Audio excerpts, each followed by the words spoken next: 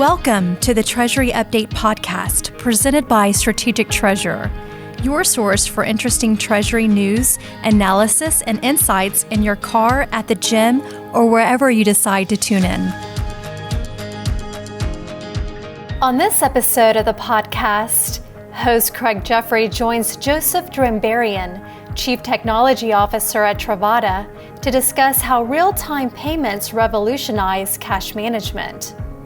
Their conversation covers the concept of immediate payments, the areas where payment innovation is happening, the importance of driving trust, and the payment revolution that is underway for the next generation. Listen in to this lively conversation to find out more.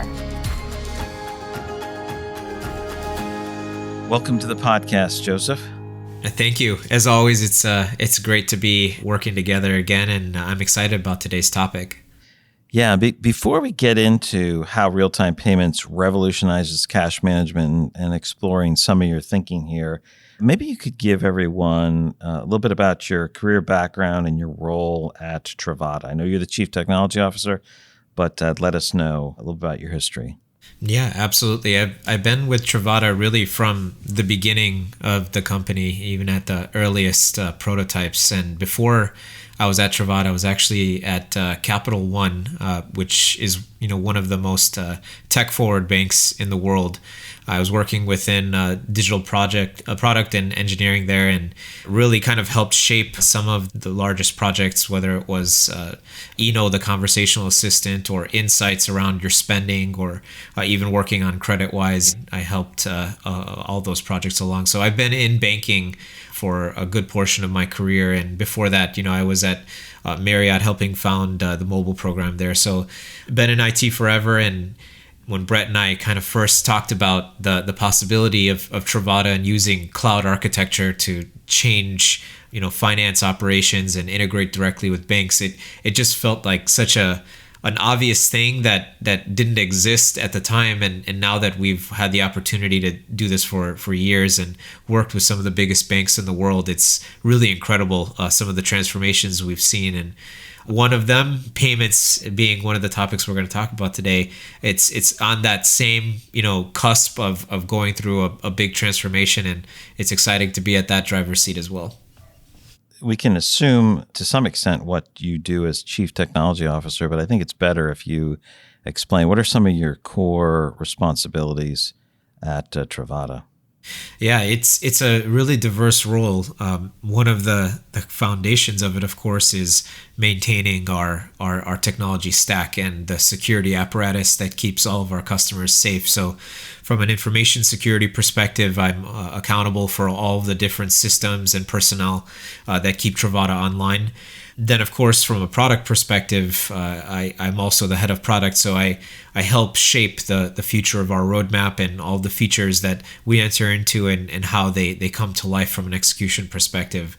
And then probably one of the more fun parts of my role is then evangelism as well, being able to tell the story of how we brought this all to life and how it continues to evolve, and how the shape of it can help enterprises as well as institutions think about how data transformation will evolve, and also how it could improve finance operations. So I play in all of those roles, and it's been a thrill.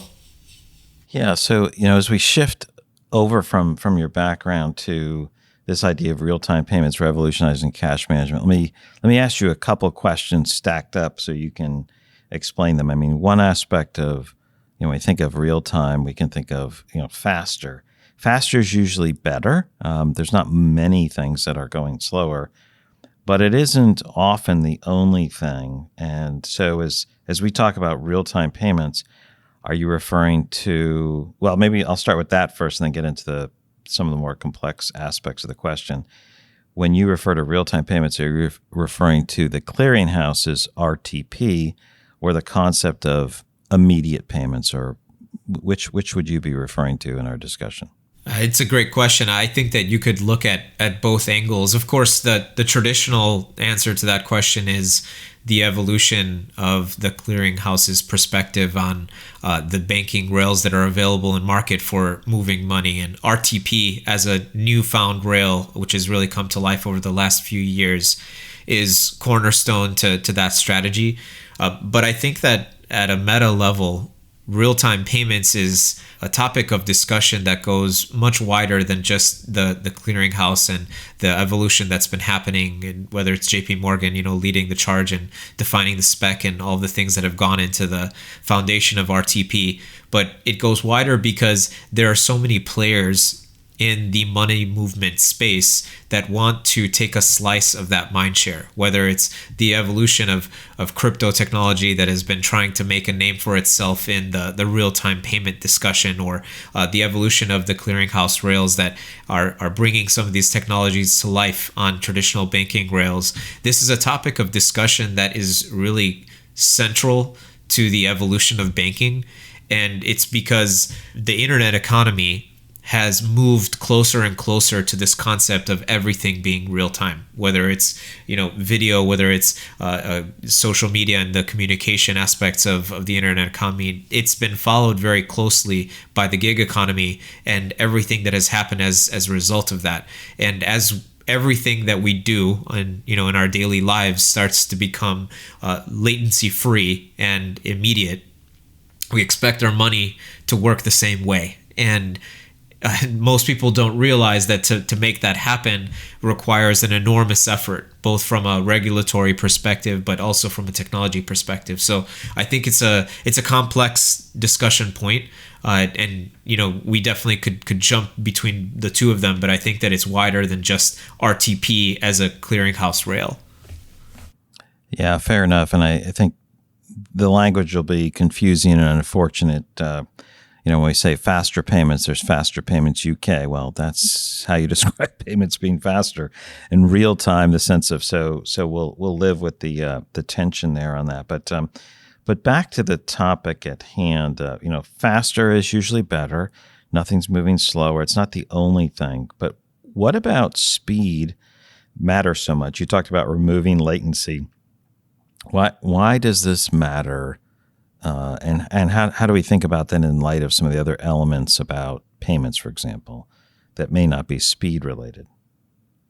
Well, when you think about payments as an element in the workflow of finance operations, that traditionally indicates a moment of money leaving either your funding accounts to pay, a vendor, or to settle, a business operation of some kind, or a strategic investment, whatever it might be. It's essentially that nexus point that bridges business strategy with business execution. And the closer that you can get to that end-to-end flow being fully automated, the more efficient your business operation can be.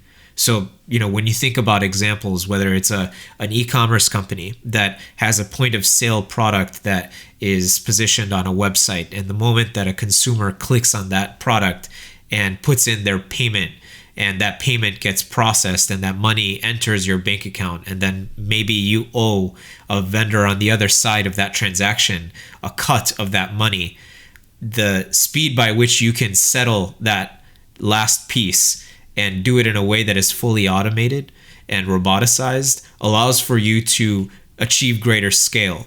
Whereas in the past, if everything had to be done by hand, if maybe you had to have an internal manual operation to tie that vendor payment, specifically to, that transaction that took place originally, then that slows the process down.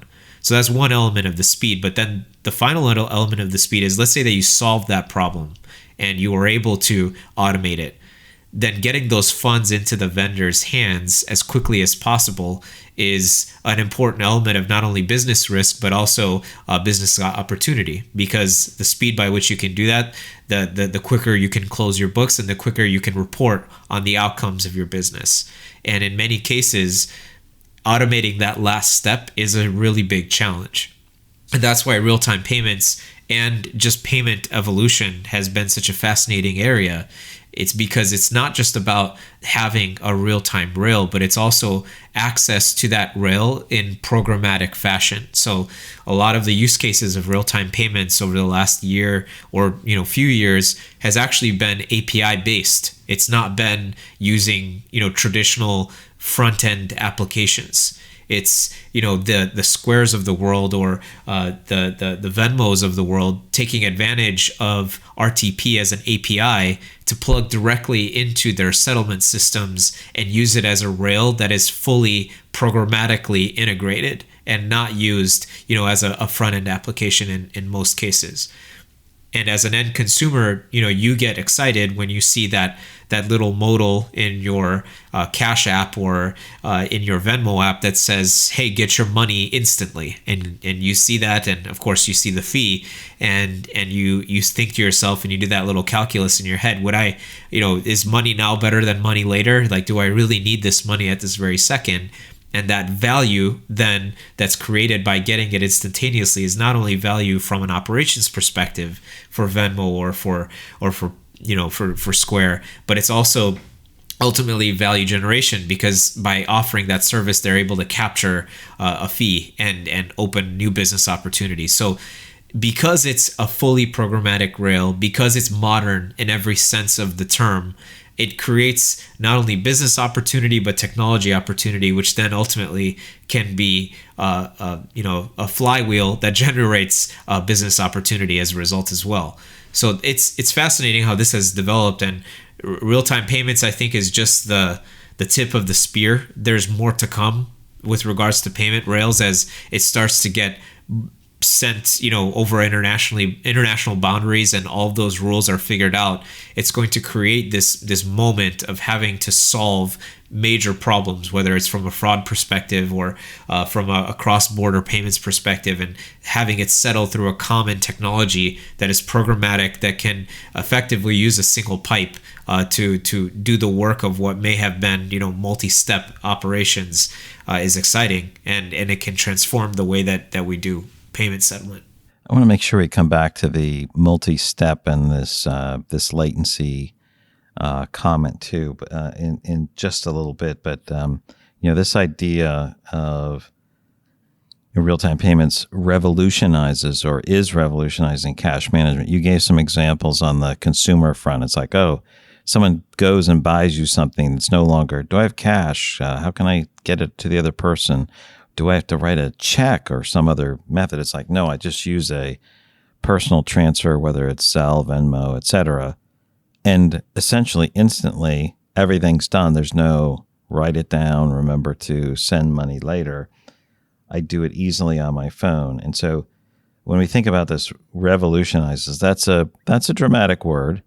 And when we think about cash management, we're thinking about businesses. So maybe you could talk a little bit about this revolutionizing treasury and this aspect of, or the intersection of, faster payments and this overall revolution of transfer of goods and services and value, whether it's for, like you said, payment, investment, settlement, or you might have given some other examples as well. Yeah, and as you were talking about those different use cases, I was visualizing in my mind, what does the future of treasury look like if you apply the assumptions that a consumer, the one that you just mentioned, has when they enter into a motion like money transfer to a friend, to pay back for something.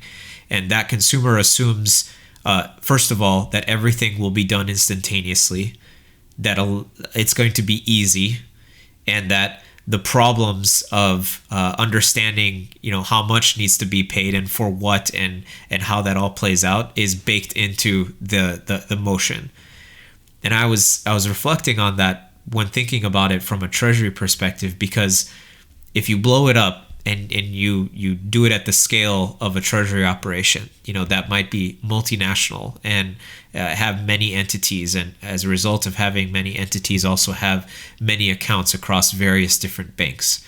And the complexity of which is, it's dynamic, and it can also be spanning many different types of business strategies because of that multi-entity piece.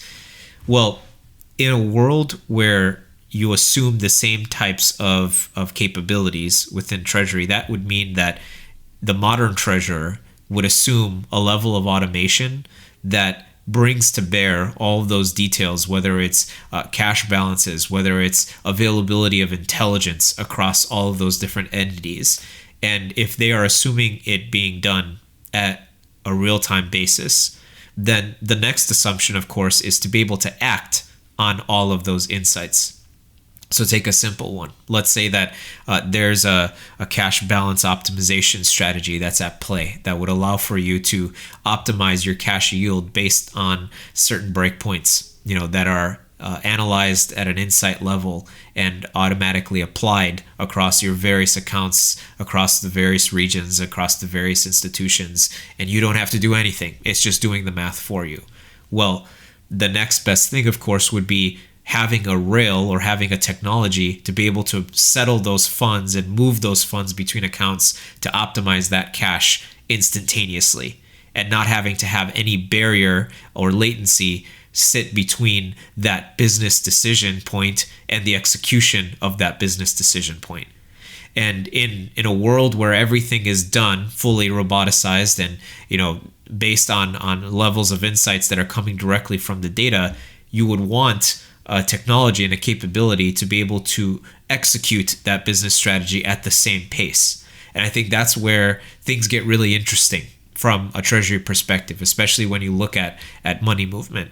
And yes, RTP will be one of those rails, but you have to think about it holistically, because within treasury, it's not just settling funds between accounts and moving money around. It's also strategic wires. It's all of the various forms of payments that are important to the treasury operation. And if you see a future where all of that is being executed and done in an automatic way, you would want the payments technology to be keeping up. And I think that's why the word revolutionary is actually an important one, because everything that I just said is definitely not the case right now, right? It's teams of humans that have to be doing that analysis, that have to be keeping an eye on all of the various aspects of that data, and then making decisions based on the analysis that they do, however often they do it, and then move the money by hand for various treasury operations. Now, there are solutions. There are overnight yield solutions that you can use to automate some of this, but having it done holistically is, I think, where that revolutionary word comes in, because that's where things are going, and ultimately that's where they need to go, in order to get to a new plateau of opportunity. As you were saying those things, a few thoughts came up. One is the consumer side is quite a bit different than the business side in some important ways, and similar in others. And you pointed out a few of those. On the business side, it acts differently because the same person who knows that something maybe has been completed is different. If someone picked up a lunch for me and I need to transfer money to them, well, I know it. They gave me the lunch. I transfer the money. Everything's contained in my head. Whereas, we're sending payment out for some, and we're sending a transfer out for some investment or other activity. There might be multiple people who are involved in knowing that this is authorized or this event took place. At the same time, there's other activities that people, like you said, people shouldn't have to be involved, as you said, fully roboticized. Hey, we have to make an interest payment on some bond we have. The date should trigger it to who owns it, and we shouldn't have to touch it multiple times. And then finally, control. Like we think of segregation of duties, dual controls. There's aspects there that are very, very different from the consumer side, but still, that's the friction we see in payments so much. And that seems to be the tension, whether it's accounting, treasury, legal. These are all some of the tensions in the payment scheme. Absolutely. It goes even wider when crossing international lines, because then the list of stakeholders extends outside of your corporation, right? It's government entities then become stakeholders that need to check each of those transfers and make sure that there aren't any issues from a fraud or from a compliance perspective. So that's where the automation becomes so key, because every element of that approval workflow of that, making sure that all of the I's are dotted, T's are crossed across the stakeholders internally and externally, the more that you can automate that, the more efficient the whole operation becomes. And that's where I think some of the innovation has been at play, because of the trust concepts that are baked into, for example, modern rails like RTP that perform a lot of those trust checks automatically and through programmatic means, where in the past it may have been a manual process, in the back of house of the bank that accomplished a fraud check or that accomplished a compliance check. Whereas now, using modern technological means, a bank in the UK can speak with a bank in the United States fully through programmatic rails through an API, and exchange not only trust concepts but also verifications that then can be used to make a decision instantaneously on the validity of that payment. Those types of principles that are baked into these modern rails are really foundational to extending that capability and making the life cycle ever shorter. Whereas in the past, all of these principles were baked into human processes, and especially when you think about it across international lines, when you send a wire overseas and it has to go through a set of compliance checks. Well, those checks in the past were literally people reading a message that was being sent to them from another bank and going through and making sure that all of the details of that payment message checked out on the other side. And that could have all kinds of delays baked into it. Well, if we can accomplish the same thing by going direct to database where all of that information is stored, that's where things get really interesting. And honestly, that same principle, whether it's from an external stakeholder perspective and doing all of those compliance checks, and doing the same thing from an internal stakeholder perspective. Some of the cases that you were talking about, interest payments that need to be accounted for based on time lineage or covenants that are established. Those key data elements that are business intelligence that ultimately define a cadence or define an operation, those are the nodal network that needs to be, first of all, defined and captured, so that these processes can be revolutionized and brought together and pointed towards a single outcome through technological means. And solving that equation, both on the business side of the house, but then also on the bank side of the house, really leads to a future where when you bind it all together through APIs or through fully programmatic means, you can create workflows that are, totally independent of human involvement, that can be based on business criteria, based on compliance criteria, and executed without the need for human intervention. Okay, Joseph. So, I want to ask about the innovation of payments. You talked about RTP and some of the aspects around there that related to compliance and thinking through on the international side. And where is payment innovation happening? You've described some of it already, I know, but maybe you could talk about that in terms of both value transfer, which I think you mostly covered, reconciliation, and then maybe on broader business processes. Yeah, absolutely. Reconciliation is such a obvious and clear one, because of the fact that if the sooner that you can settle, the sooner that you can get to the statement, the sooner that you can reconcile how that marries with your data and your ERP system. And that is by definition a time latency problem, right? So the less time that is required, the more accurate the output data, the easier it is to reconcile the data on the back end. And that's why fully programmatic integration, from the point of payment initiation, which seeds the data with important metadata, things like the remittance information, things that would help you bind that activity back to a record on the ERP system. That's where a lot of this innovation is happening, especially considering the fact that these rails are not bound by the same rules from a metadata perspective as old technology was bound. So more metadata providing seeding for context on invoices and the activity coming from the ERP system, whether it's on batch or individual, providing remittance detail, which gives context on the receiver of that payment and the specifics around that payment. All of that information then can be used in conjunction with the fact that it can be executed on a real-time basis to then seed the process on the back end, the other side of that equation, which is once that payment has been executed, being able to use the very same statement data to then forward that data to a system that's waiting for that information so that it can go ahead and reconcile itself and then continue the chain.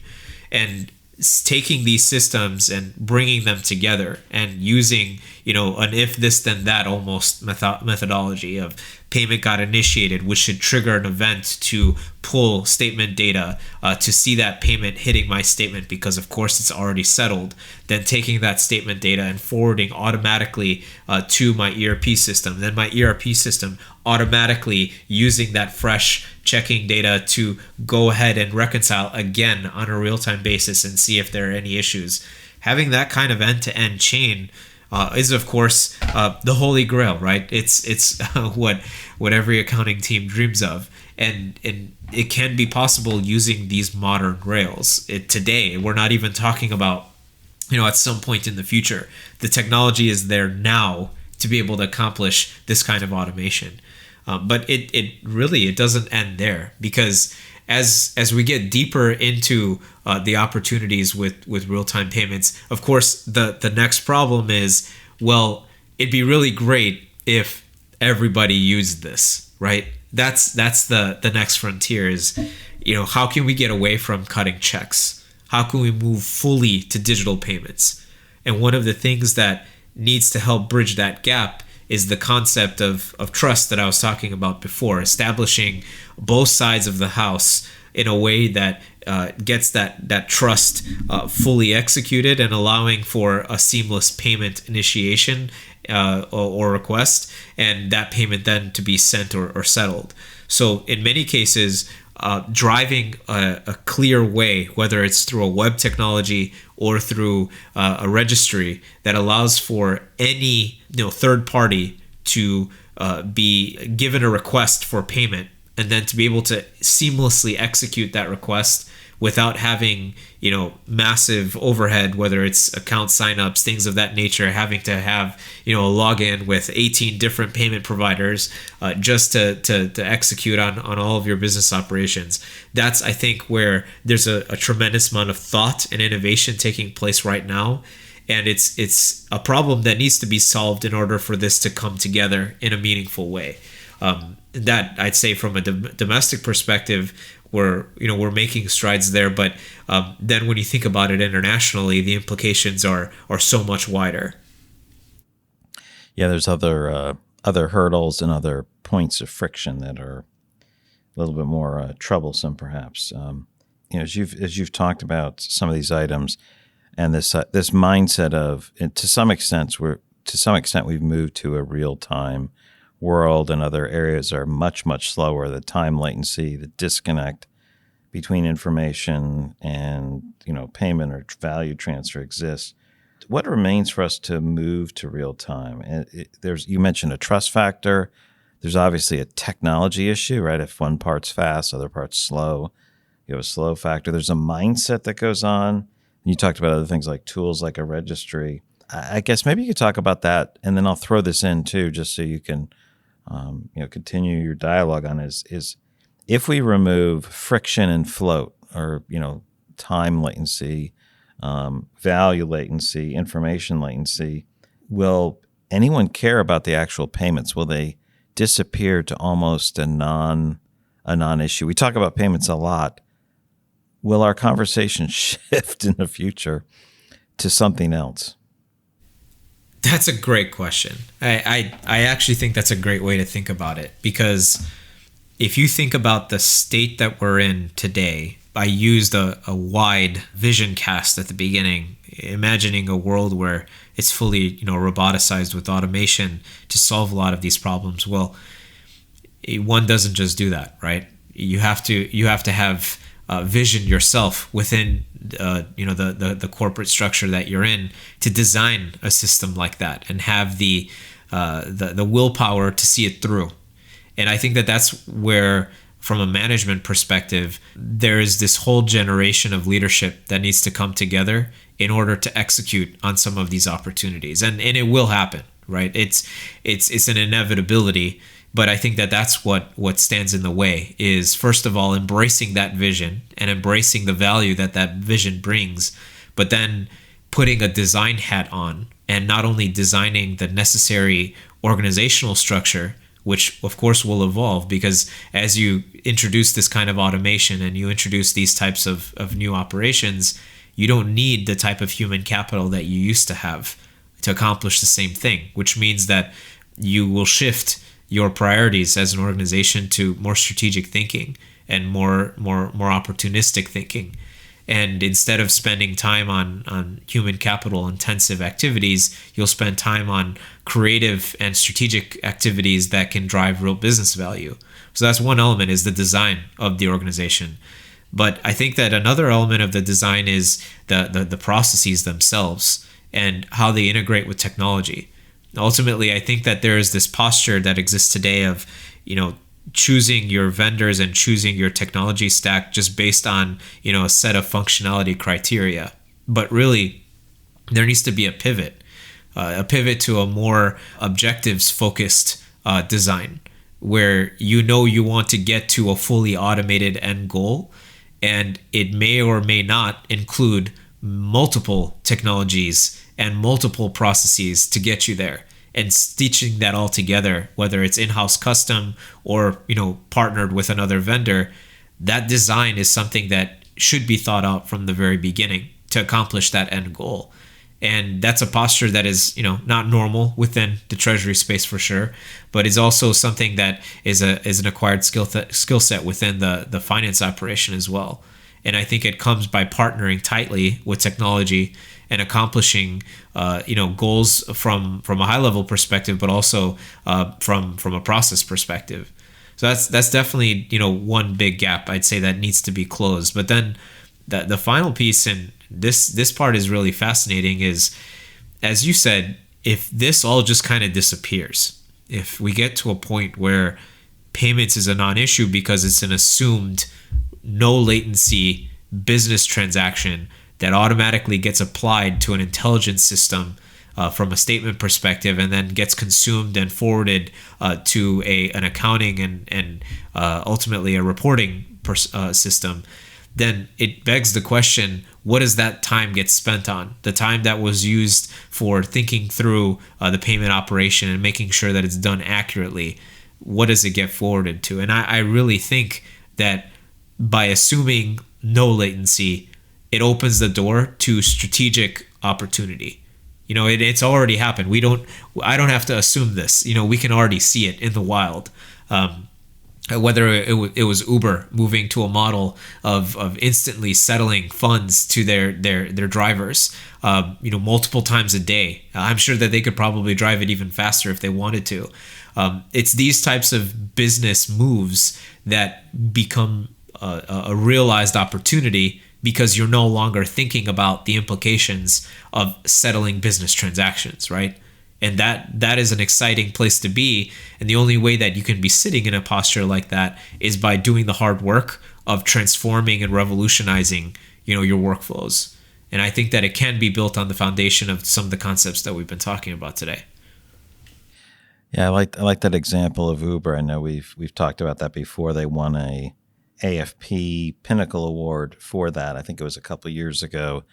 And like you said, they can settle things 4 times a day. And that's interesting, right? Like, who would say it's fast, but it's also more frequent. It's like I did a ride or two. I get it. I get a money transfer. Now I can buy gas. In the gig economy, if I'm a driver, I need another hit. Like, why should it be limited to once a month, once a week, once a day? It's just very interesting to see how that how that took place. So that was, speed was a huge speed, and self-service was a key factor there, on that business to consumer, business to gig service provider. What will be the driver, Joseph, on the business side? Is it going to be speed and metadata so that these things like reconciliation, settlement happen? Will it be speed and registry or networks for trust factors? What's the Uber story for payments going to be? Is it fair to say all of the above? In a more serious way, I'd say that each persona within the various stages of corporations that we would have throughout the world, whether you're a very mature operation, that is highly complex, and really the value is flipping the funnel, right? It's taking the human capital operations that have been in place for decades at this point and flipping that funnel by introducing more and more automation, which drives value, maybe from a cost savings perspective, maybe from a speed to market perspective, maybe in a more crisp end operation, if you're thinking about supply chain logistics. Being able to do that, through flipping that funnel is a very powerful vector. And for some personas, that will be the driving factor is cost savings.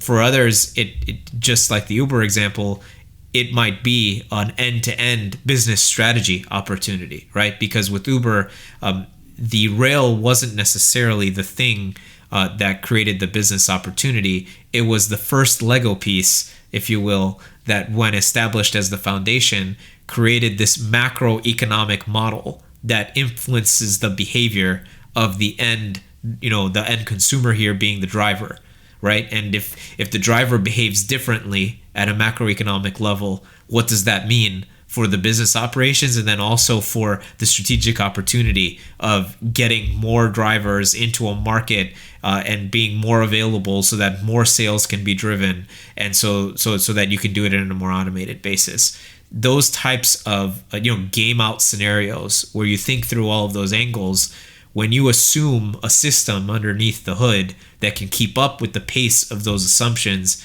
it drives business opportunity. So that could be a persona. For others, it could be, and I definitely think that this is an interesting case for new businesses. So businesses that are growing super fast, maybe they're in the fintech space or in the tech space coming out of Silicon Valley, and they're thinking about, well, how can we scale? How can we get to the next level?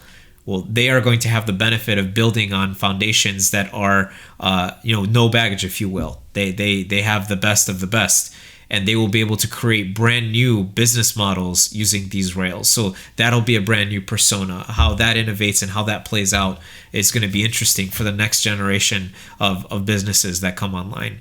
So it really is multifaceted, I'd say. And it depends on where you are in the maturity life cycle. It depends on the size of your organization. It depends on the factors that apply to your specific business as it stands in terms of how you make money and how you execute on your operation.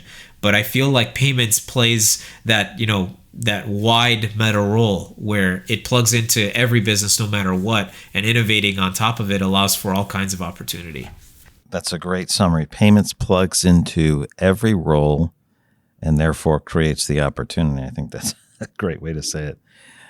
As we kind of bring this podcast to a close, any final thoughts, any of your thinking on what the future holds or the transition from the current state to the future state that we should be thinking about? Well, I think that there's a whole audience. My colleagues on the crypto space inside of the house would beg to differ on a lot of the views that we have today. And I think that's a natural tension in all of these discussions is to what extent is this just, the tip of the iceberg when it comes to payments transformation? What will it look like 10 years from now, 20 years from now, as new technologies come online and the propagation of those technologies gets to a boiling point, and whether that's on the public blockchain, whether it's new rails that are created by banks and through collaboration across different banking institutions, I think that's the last piece of this puzzle. Is, are we even close, right? Is there a whole other generation, a whole other wave that we're not even talking about? And I think that we're getting a glimpse into it with some of the technologies within the blockchain space, but it is definitely a Wild West area of payment settlement. But it's one that is worth keeping an eye on because of the transformation that it brings cross-border and what it can mean with regards to businesses engaging in that model. And of course, some of the examples that we've been talking about today, whether it's payment companies like Square or PayPal, they're already in that space, right? And so it's a factor for them, and dealing with the realities of a multi-platform, multi-payment type operation.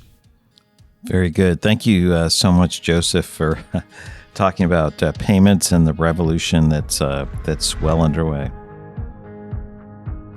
You've reached the end of another episode of the Treasury Update podcast.